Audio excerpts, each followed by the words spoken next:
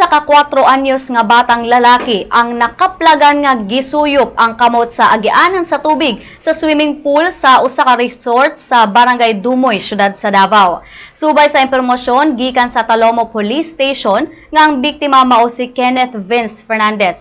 Nasayran nga ang pamilya Fernandez naligo sa swimming pool sa resort ug ulahing nakitaan si Kenneth nga naglingkod sa tumoy sa pool. Nakita na lang si Kenneth nga nagsigi og hilak sanglit napasok ang walang kamot niini sa agasanan sa swimming pool. Daling nagpatabang ang pamilya sa tagdumala sa resort nga nanawag sab og rescue team sa Central 911 aron kuhaon ang bata. Nasayrang miabot og 6 ka oras una nakuha ang kamot sa bata kinsa gidala sa Davao Doctors Hospital. Wa pa masayri kung mireklamo ang pamilya sa biktima ngadto sa tagdumala sa resort.